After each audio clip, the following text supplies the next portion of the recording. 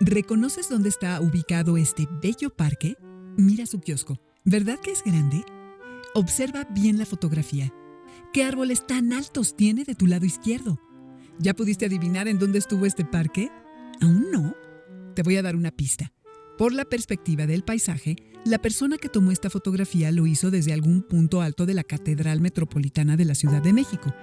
¿Cómo ves? Así era el Zócalo de la Ciudad de México a finales del 19. Y por cierto, el kiosco que ves fue el primero que llegó a México en 1878 para ser instalado en este lugar. Y esta foto muestra un gran recinto hecha de hierros y acero en medio de lo que parece ser un lugar deshabitado. Fue la primera edificación taurina de México, cuya estructura fue hecha con estos materiales. Se construyó en el año de 1907. ¿Sabes tú en qué zona de la Ciudad de México se edificó? Te lo voy a decir, en la Colonia Condesa. ¿Verdad que ha cambiado mucho este lugar desde aquel entonces?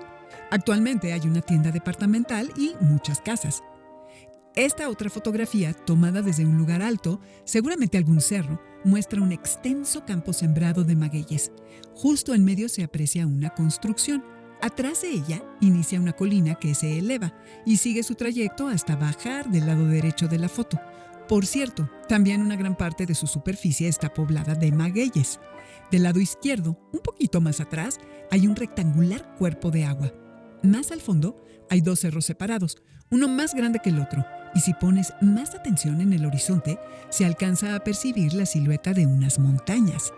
Lo que sabemos de esta foto es que pertenece a un lugar cerca de la Ciudad de México. ¿Reconoces esos cerros? ¿Cómo crees tú que esté de poblado actualmente este lugar? Pregunta a algún conocido tuyo si conoce estos cerros y dinos a través de nuestras redes sociales dónde creen que es. Como puedes ver, estas tres fotografías son un importante testimonio de cómo era la capital de México y de lo que allí había en el pasado. Por lo tanto, nos permiten dilucidar la enorme transformación que ha experimentado desde el día que quedó atrapada en fotografías. ¿En qué piensas tú cuando vas a tomar una fotografía? ¿En atrapar un instante que es especial para ti y para aquellas personas que te acompañan? ¿En guardar en tu memoria un lugar que te gusta? ¿O simplemente para recordar a un ser querido? ¿Sabías tú que en el futuro quizás algún historiador pudiera usar tus fotografías para escribir un libro? ¿Alguna vez te has preguntado cómo los historiadores escriben sus libros y conocen la historia? ¿De qué se valen para hacerlo? La historia tiene muchas herramientas para su construcción. Una de ellas es la fotografía, porque captura imágenes que testifican lugares, costumbres, acontecimientos públicos o privados de una época. Es así como las fotografías se transforman en documentos de gran valor. Son huellas del tiempo, que guardan la memoria de un individuo, una familia, una comunidad o de toda una cultura. Como dice el Dr. Gastaminza, las imágenes fotográficas juegan un papel importante en la transmisión, conservación y visualización de las actividades políticas, sociales, científicas y culturales de la humanidad. Buenos días, jóvenes en TV, ¿cómo les va? Yo soy Margot Cortázar y en este programa vamos a conocer cómo, gracias a la fotografía, la humanidad ha podido recrear los escenarios e imaginar las características de una época para escribir la historia. La idea de capturar imágenes y preservarlas ha acompañado a la humanidad desde épocas antiguas. Aquellos primeros elementos artísticos pintados por las manos de hombres y mujeres sobre las piedras ha sido el vínculo que ha acercado a las y los historiadores de hoy con los primeros hombres que habitaron el noroeste de nuestro país hace aproximadamente 10.500 años. Este arte prehistórico incluye figuras de hombres, mujeres y niños, junto a distintas especies de flora y fauna de la región, entre las que están el puma, el águila, la ballena y el pulpo. Hay soles, triángulos y círculos, y contrastes de colores dentro de una misma figura, así como figuras yuxtapuestas. Es probable que los artistas del estilo denominado Gran Mural hayan sido los antepasados del pueblo amerindio cochiníes, de los cuales no se conoce su nombre. Otra herramienta de gran apoyo para los científicos sociales que se dedican a escribir la historia son las pinturas que muestran lugares y personas, costumbres. En nuestro país han existido importantes pintores, ya sean mexicanos o extranjeros, que han guardado en un cuadro la memoria de otro tiempo. A la par del inicio de la fotografía y de los primeros inventos que ayudaron a su evolución, surge en México la pintura paisajista de José María Velasco, artista nacido en 1840 en el Estado de México, que además de estudiar pintura en la Academia de San Carlos, estudió ciencias en la Escuela de Medicina para conocer mejor la naturaleza y representarla con mayor precisión en su obra. A través de sus cuadros, por ejemplo, el espectador es capaz de dilucidar cómo era el Valle de México en la segunda mitad del siglo XIX, la manera de vestir de sus habitantes y las construcciones que ocupaban su espacio. Sin duda alguna, la información valiosa que nos dice cómo eran las cosas en la época que le tocó vivir. ¿Habías oído hablar de este pintor mexicano? ¿Has visto su maravillosa obra?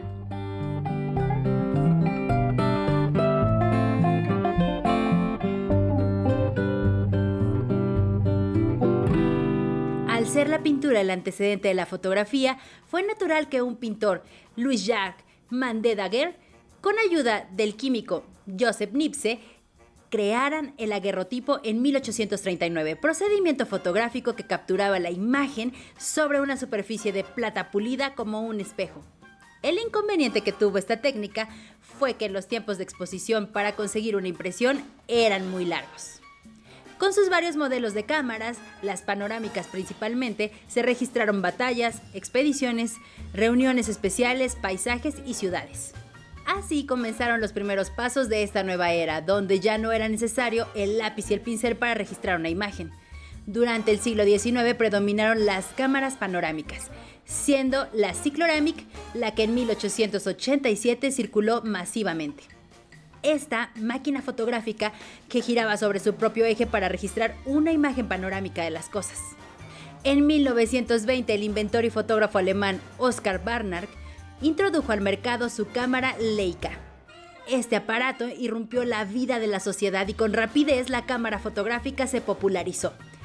En unas cuantas décadas, cada familia tenía una cámara en su poder. Si te pones a pensar, la capacidad de la mayoría de las personas para fotografiar apenas tiene 100 años que se volvió un fenómeno social. ¿Cuántas veces te ha tocado ver a un abuelo que muestra con orgullo a su nieto una fotografía suya para señalarle cómo era de joven? Un documento fotográfico es el testimonio de un individuo. Esta característica está contenida en la etimología del término: foto, luz, grafos, escritura. Escribir con luz. ¿Qué tipo de información nos brindan estas imágenes escritas con luz? Mucha. Desde el punto de vista de la historia familiar, gracias a las fotografías se registran acontecimientos importantes como nacimientos, enlaces, bodas, viajes y se ubica a las personas que participaron en ellas. Pero su valor histórico es otro. La información visual que suministran estas mismas fotografías es un claro indicador del cambio social, económico y cultural de una comunidad, una ciudad, un país y del mundo. Gracias a la fotografía, puedes obtener información sobre la transformación del paisaje rural y urbano, de los edificios públicos y privados, la evolución de los medios de transporte, las actividades que se practicaban en los ratos de ocio, detalles sobre la separación de niños y niñas en las escuelas, cómo eran las fiestas, la vida política, los cambios de moda, cómo se transformó el mundo laboral, bueno, hasta cómo una persona puede cambiar de actitud ante una cámara. No hay duda. La fotografía es un sinónimo de información, pero... Este es el testimonio que dio una fotogénica adolescente kuwaití de nombre Nayira a un grupo de congresistas de los Estados Unidos el día 10 de octubre de 1990. La adolescente afirmó que mientras estaba de voluntaria en un hospital de Kuwait, observó cómo un grupo de soldados iraquíes asesinaron a 50 niños, se llevaron las incubadoras y dejaron a los bebés muriéndose tirados en el suelo. Mientras la televisión transmitía lo que la joven afirmó haber visto, se mostraba la imagen de una sola de incubadoras destrozada y la fosa en la que, supuestamente, fueron a parar los cuerpos de los bebés. ¡Qué escalofriante!, ¿verdad? Al escuchar esta narración, ¿cuál hubiera sido tu primer impulso? Esto provocó que inmediatamente el pueblo norteamericano apoyara la intervención militar de los Estados Unidos en Irak y que organismos internacionales como la Organización de las Naciones Unidas, ONU, apoyara en esta decisión. 4 días después de aquella audiencia, el Congreso de Estados Unidos aprobó la acción militar estadounidense en Irak. En enero de 1991 empezaron los bombardeos a Bagdad. Entonces ocurrió uno de los momentos más embarazosos de la televisión mexicana. Pregúntale a tu mamá, papá o alguien mayor. Hay quien aún recuerda el inicio de aquella guerra como el principio del fin del mundo. Cuando el ejército iraquí respondió atacando a Israel, los telespectadores mexicanos se quedaron helados cuando la corresponsal de noticias desde Israel dijo en vivo a millones de telespectadores: "Nos están bombardeando, es un ataque nuclear, repito, nuclear". Y como bien sabes, la palabra nuclear nos trae a la mente muchas imágenes horribles. Aunque este audio resultó ser desproporcionado con la realidad, el miedo se apoderó de la gente. La guerra finalizó y el mundo continuó girando, pero ¿qué crees? Pasó un suceso que lo cambió todo. En marzo de 1991, luego de terminada esa etapa de la guerra, el periodista John Martin de una cadena de televisión americana entrevistó a doctores, enfermeras y funcionarios del Hospital Kuwaití. Ninguno conocía a Nayira y negaron la versión de la historia de los bebés que ella había contado. Se abrió una investigación y un año después se descubrió que Nayira era hija del embajador kuwaití en Washington y que no estuvo en su país durante la invasión iraquí. La historia que contó y que la televisión se encargó de difundir acompañada con imágenes era falsa. Fue una estrategia de propaganda y de manipulación mediática para justificar la invasión. ¿Cómo ves? ¿Conocías esta historia? Imagínate todo aquello que unas imágenes manipuladas movieron, todo lo que hicieron sentir y pensar a millones de personas, incluidos las y los mexicanos, que además fueron víctimas del miedo desproporcionado de una corresponsal. Ya sean imágenes fijas o en movimiento, la fotografía puede adquirir un poder sobre las personas. ¿Qué hubiera pasado si el periodista John Martin o cualquiera de las y los que cuestionaron la veracidad de esta historia no hubiera sacado a la luz la verdad de los hechos que justificaron toda una guerra? ¿Se puede hablar de verdades y mentiras en la historia? ¿Tú cómo ves? ¿Qué opinas? Si quieres, déjanos tus comentarios en nuestras redes sociales. Sucesos como el falso testimonio de Nayira provocaron en las y los intelectuales y estudiosos una importante reflexión sobre cómo debe emplearse la fotografía para asegurarse que sea una herramienta eficaz para quienes investigan sobre la historia y la divulgan. Dichas reflexiones llevan varias décadas y se intensificaron al final del 20, con interesantes y valiosas propuestas. En primer lugar, el historiador, como un científico social, debe averiguar quién es el autor o la autora de las fotografías que van a servirle para describir un hecho. Esto es muy importante. ¿Es un aficionado, una mujer universitaria, un hombre que pertenece a un sindicato o una persona con una posición política definida? ¿Tú crees que un político con intereses conservadores tome la misma fotografía de un hombre millonario que un político con ideas libertarias? ¿Tú tomarías la misma fotografía de tu jugador de fútbol favorito que un amigo o amiga tuyo que no le gusta ese deporte? Como puedes ver, la experiencia académica, la de vida, los gustos o la visión del mundo son factores que influyen en el testimonio y punto de vista que va a dejar la o el fotógrafo en su fotografía. Una vez que la o el historiador haya tenido un acercamiento con los usos y costumbres del fotógrafo, el siguiente paso que debe dar es analizar y recabar información sobre la entidad o persona que le suministre las fotografías que precisa para trabajar. ¿Qué tipo de organismo es? ¿Público o privado? ¿Autónomo o dependiente del Estado? ¿Un organismo de un país con un régimen totalitario, con monarquía establecida, o uno donde la libertad de expresión no está permitida? Parece información insignificante, pero no lo es. ¿Confiarías tú en las fotografías que te pudiera dar el ejército americano para escribir sobre el origen de la guerra de Irak en 1991? Es así como al conocer al autor o autora de la fotografía y la entidad que lo resguarda como documento histórico, comienza a adquirir, digamos, otro valor, porque se está en la labor de hacerse la propia historia de la fotografía, que se va a enriquecer aún más cuando la o el historiador determine la fecha en que se hizo, la técnica fotográfica que se empleó en su elaboración, los gustos estéticos de la época, dónde fue que circuló, cuando registra el tema al que pertenece y determine las condiciones de trabajo que vivió la o el fotógrafo al momento de capturar la imagen. Como ves, escribir, describir, analizar e interpretar la historia gráfica requiere un gran compromiso de la o el historiador con la veracidad del hecho fotografiado. ¿Te has detenido a pensar en ello? ¿Y en quiénes escribieron la historia que conocemos? Ahora sí, el siguiente paso que dará la o el historiador es uno de los más importantes: pasar de la historia de la fotografía a hacer historia con la fotografía. Para hacer historia con la fotografía hay que realizar un análisis muy detallado de su contenido. Acompáñame a hacer historia con esta fotografía para explicártelo. Obsérvala con minuciosidad nuevamente. Al inicio del programa, relaté con detalle su contenido. Describí aquellos elementos que la componen: los magueyes, la forma del cuerpo de agua, la construcción y los cerros. En una primera descripción, podríamos decir que todos los elementos que la componen tienen el mismo significado básico para todas las personas. Por ejemplo, el agua se comprende como un líquido, tanto para un mexicano que para un japonés. ¿De acuerdo? A este primer nivel de descripción se le conoce como denotación. Ahora vamos a pasar a un siguiente nivel de análisis. Consiste en interpretar lo que cada elemento simboliza. Para ello, requerimos hacernos varias preguntas. Al observar esta enorme extensión de terreno cultivada con magueyes, ¿qué puede significar? ¿Para qué sirve esta planta? ¿Pulque? Eso es. El pulque es una bebida fermentada tradicional de México, de origen prehispánico. Por lo tanto, la presencia de esta planta en la fotografía puede significar que, en una época, dicho lugar estuvo destinado a la producción de pulque.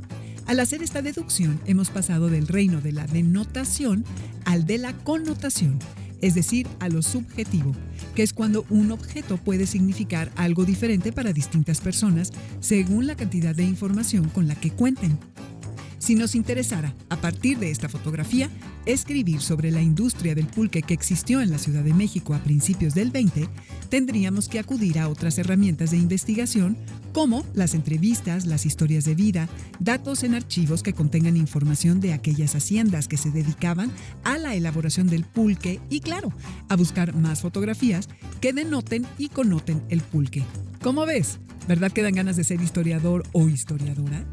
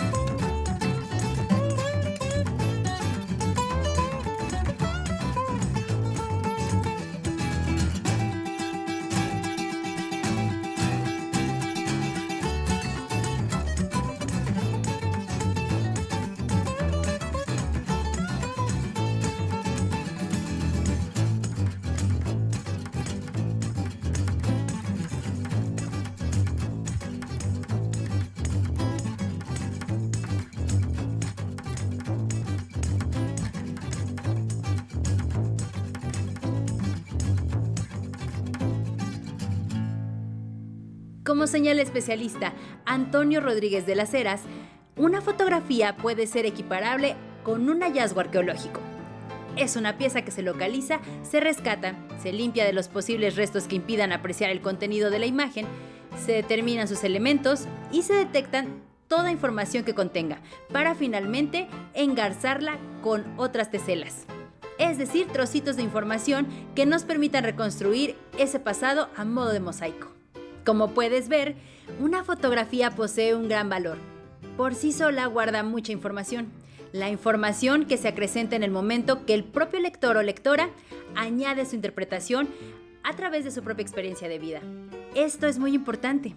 La misma fotografía tiene un significado diferente en individuos de la misma época y en individuos de distintas épocas. ¿Cómo ves? ¿Qué opinas? Te invito a tener presente esta idea. La fotografía posee una fuerza de persuasión muy grande, conscientemente explotada por los que la utilizan como medio de manipulación.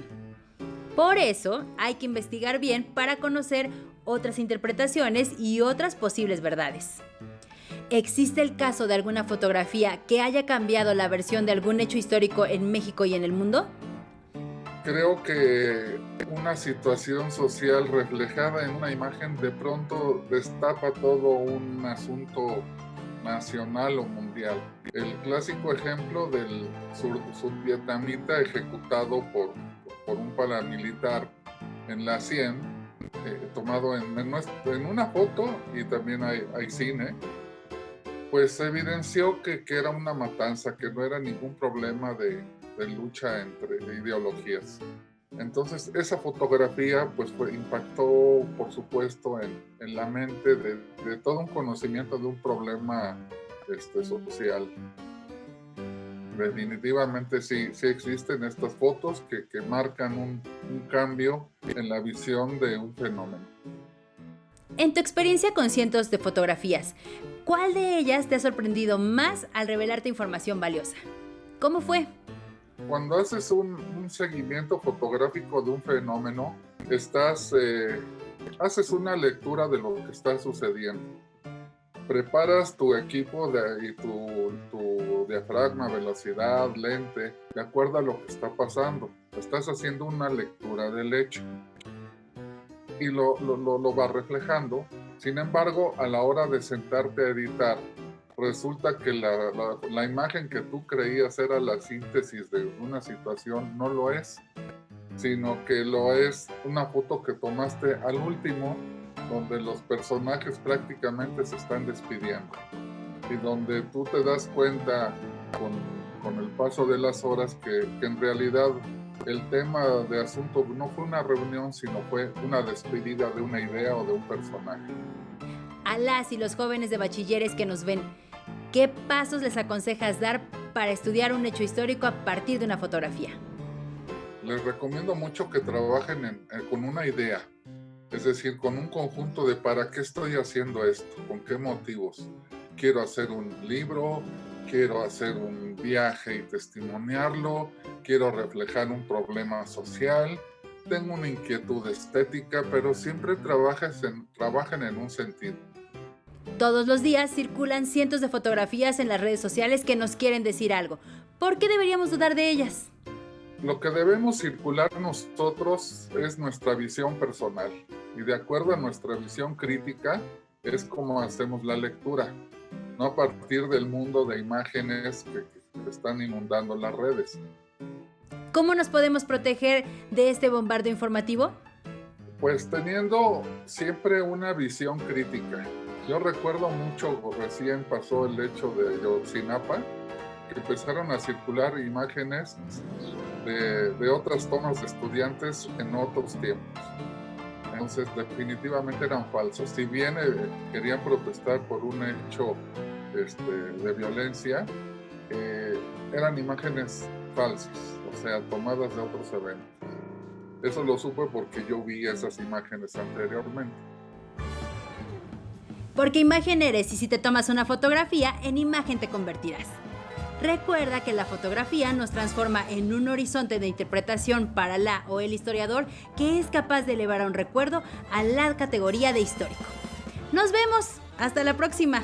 Piensa en qué huella quieres dejar en tu camino. El pasado no ha pasado. Conéctate a nuestras redes sociales.